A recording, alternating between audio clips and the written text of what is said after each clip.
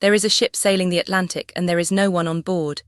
It is the afternoon of December the 4th, 1872, about 400 miles east of the Azores. For 2 hours the crew of the cargo ship Dei Gratia has been watching her, a two-masted brigantine weaving drunkenly across the wind, sails torn, flying no distress signal, answering no hail. They row across and climb aboard. The wheel is turning free. The deck is empty. Below deck, nobody. 10 people sailed this ship out of New York a month ago, a captain, his wife, their 2-year-old daughter, and a crew of 7. Their coats still hang on their pegs, their sea chests are still packed. Every one of them is gone, and none of the 10 will ever be seen again. The boarders moved through her in silence. She was the Mary Celeste out of New York, bound for Genoa, and nothing about her made sense. There was water in the hold, 3.5 feet, a nuisance for a ship her size, not an emergency. She was sound and seaworthy. Her cargo, over 1,700 barrels of industrial alcohol, sat apparently untouched. 6 months of food and water sat in her stores, but 3 things were missing: the ship's papers, her navigation instruments, and the one small boat she carried, a section of railing taken down to launch it. And over the side, trailing in the sea, hung a stout rope, its end frayed and broken. 10 people had left this floating, provisioned ship on purpose and stepped off her into the open Atlantic. Why? A month earlier the Mary Celeste had been just another working ship. Her captain was Benjamin Briggs, 37, from the small seafaring town of Marion, Massachusetts. By every surviving account, the opposite of a reckless man, devout, sober, experienced, and part owner of the very ship he commanded. His wife, Sarah, who had crossed oceans with him before, came too with their 2-year-old daughter, Sophia, and a small melodeon, a parlour organ, so there would be music in the cabin.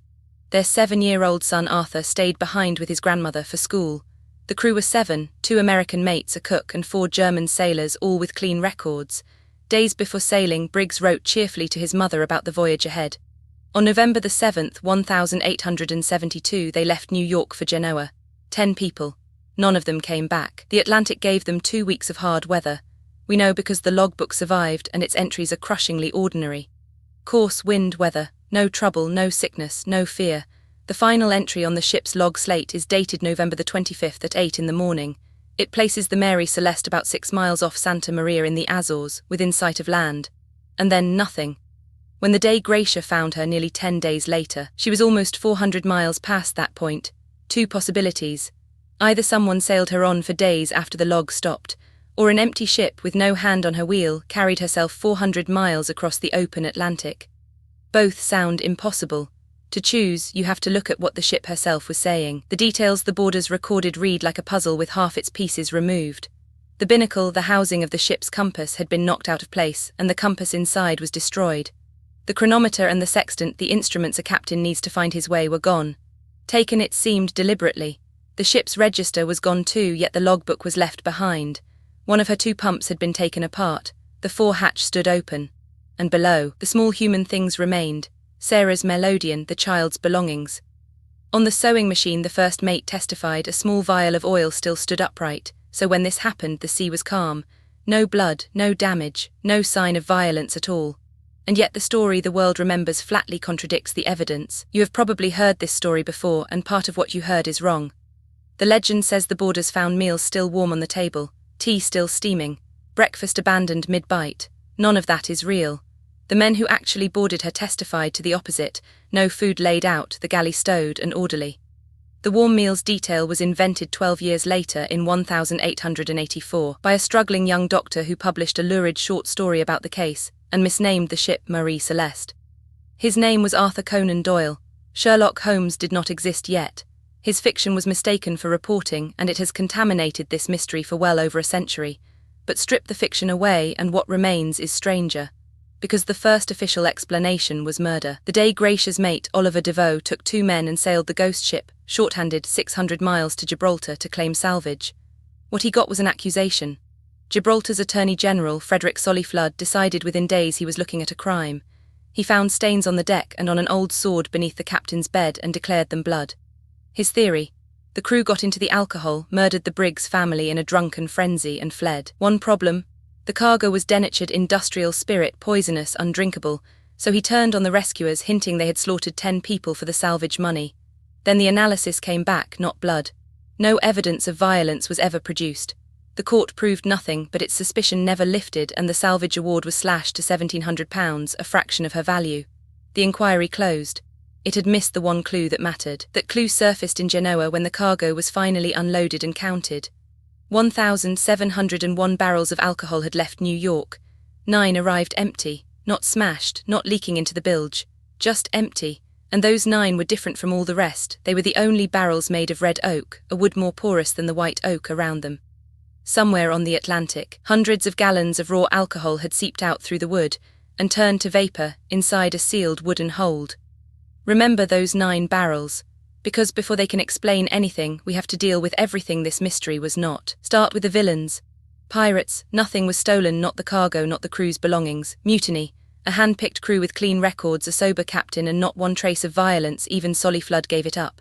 Insurance fraud. Briggs part-owned the ship. Nothing was sunk, nothing was claimed. The cargo arrived intact. A conspiracy with the Dei Gratia. The court hunted exactly that for 3 months and found nothing. And no, despite a century of paperback nonsense, the Mary Celeste was nowhere near the Bermuda Triangle. She was found off the coast of Portugal. Strike out every villain and every crime anyone could name, and you are left with a sound, quiet, empty ship, and with the quietest explanation of all. The 9 barrels. Here is the leading theory, and it is only that because no one survived to confirm it. November the 25th. The Mary Celeste lies 6 miles off Santa Maria. In her hold, 9 porous barrels have been sweating alcohol vapor for weeks.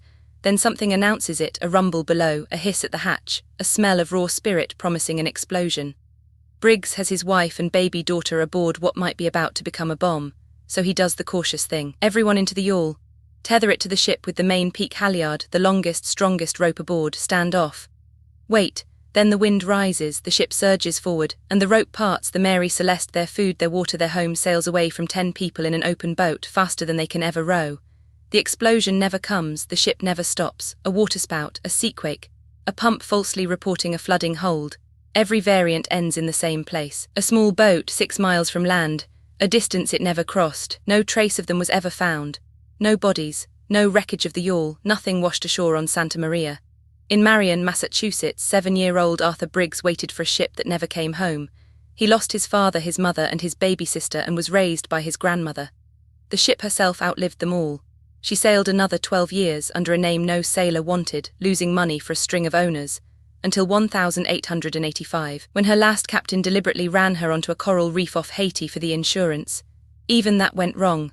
She would not sink, the fraud was exposed, and within months he was dead. Sailors called her cursed. The record just calls her unlucky. Either way, the sea finally got the Mary Celeste 12 years after it took her crew. A century and a half later, this is still where it ends. 10 people left a sound, provisioned ship within sight of land, and vanished so completely that not one plank, one oar, or one body was ever found. We don't know what they saw or smelled or feared in those final minutes. We don't know whether they watched their own ship, their food, their water, a child's toys sail away without them. All we have is what the boarders found. An empty wheel. A silent cabin, and a frayed rope trailing in the sea, perhaps the last thing that ever connected 10 people to the world. So what do you think happened that morning off Santa Maria? A captain's one cautious decision turned fatal, or something none of us have thought of yet? Tell me in the comments, and I'll see you in the next unsolved case.